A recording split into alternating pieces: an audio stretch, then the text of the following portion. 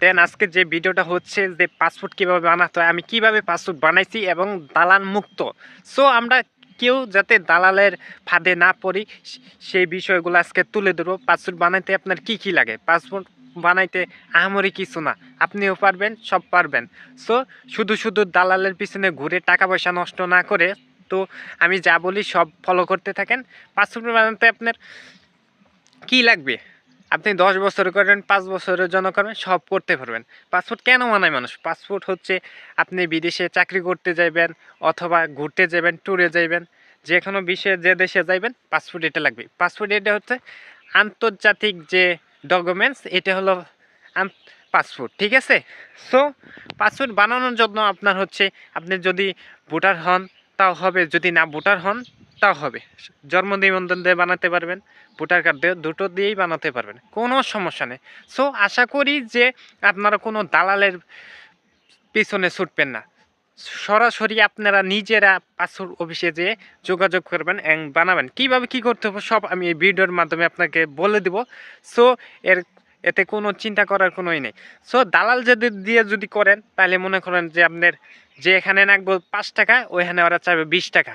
So passport বানাইতে আর লাগে আপনার হচ্ছে 5700 টাকা, এটা হইতেছে সরকারি রেট। তো ওরা টাকা চায় 12,000, 13,000, 14,000 টাকা, এরকম করে যার কাছে যত নিতে পারে। সো আমরা সবাই দালাল থেকে দূরে থাকবো। দেন বানাইতে কি কি লাগে সব বলে দেবো।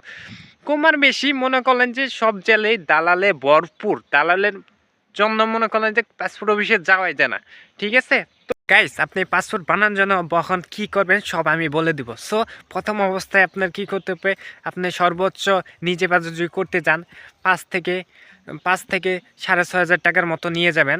দেন আপনি যদি এক সরাসরি পাসপোর্ট অফিসে যান, যে কোনো আপনার জেলার যে আঞ্চলিক পাসপোর্ট অফিস আছে ওইখানে যাবেন। ওইখানে যাওয়ার পরে যে মনে আশেপাশে এলাকায় যে কম্পিউটার দোকানগুলো আছে, আর যদি না কোন আপনার যে কোনো কম্পিউটার দোকানে যেয়ে বলবেন যে ই পাসপোর্টের জন্য একটা আবেদন করবেন, ঠিক আছে?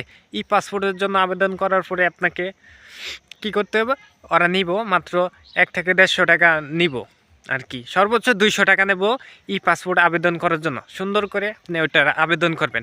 ওটা আবেদন করার জন্য আপনার লাগবে, যদি আপনার ভোটার কার্ড থাকে ওইটা নিয়ে যাবেন, আর হচ্ছে আপনার আম্মু আব্বুর ভোটার কার্ডের ফটোকপি নিয়ে যাবেন, ঠিক আছে? তো জন্ম নিবন্ধন সেম একই জিনিস নিয়ে যাবেন। জন্ম নিবন্ধন আপনি যদি বানান, তো আপনার আব্বুর ভোটার কার্ড নিয়ে গেলেই হবে।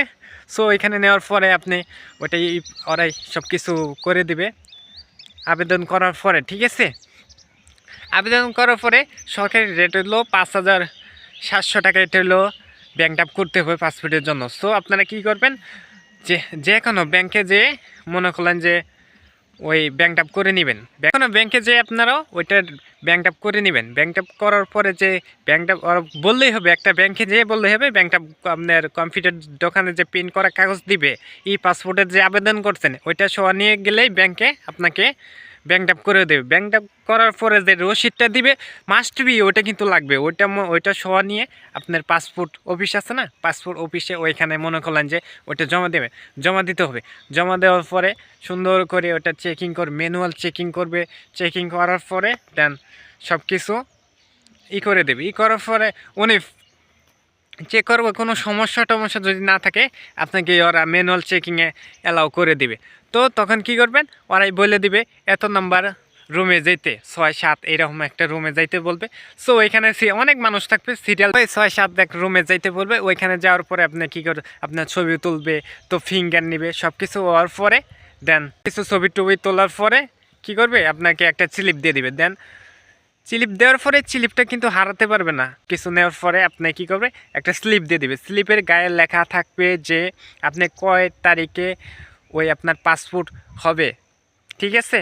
পাসপোর্ট আপনি পাচ্ছেন কত তারিখে, সব ওইখানে ডেট লেখা থাকবে। দেন আপনার ফোনে মেসেজ হইবে আপনার পাসপোর্ট রেডি হয়েছে কি না। যখন আপনি কম্পিউটার দোকানে আবেদন করবেন তখন আপনার ফোন নিবে। সো যখন আপনার পাসপোর্ট রেডি হবে তখন ওই পাসপোর্ট অফিস থেকে আপনাকে একটা মেসেজ পাঠিয়ে দেবে। দেন আর যে স্লিপটা আছে ওইটা দিয়ে আপনাকে কবে আপনার নিতে হবে, নিবেন পাসপোর্ট, ওইটা ওইখানে দেওয়া থাকবো অফিস থেকে, ঠিক আছে?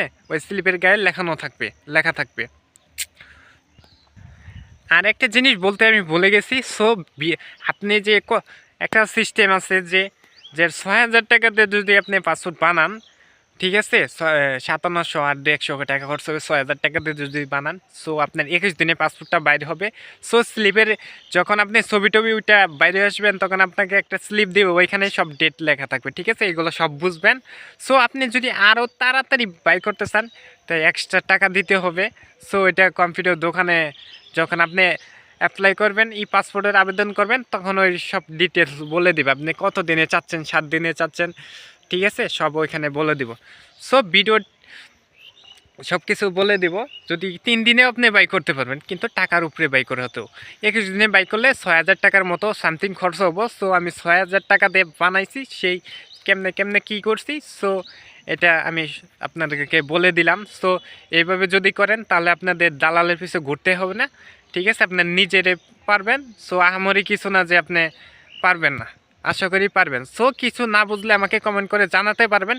পাসপোর্ট বানানো আহামরি কোনো কিছু না, সো আপনিও পারবেন। সো ভিডিওটি ভালো লাগলে ফটোফট লাইক কমেন্ট শেয়ার করে দেও। দেন আরও এই ধরনের পাসপোর্ট ভিসা এই ধরনের ভিডিও পেতে আমার চ্যানেলটিকে সাবস্ক্রাইব করে রেখে দাও। সো আবারও দেখা হচ্ছে নতুন একটা ভিডিওতে। আল্লাহ হাফেজ।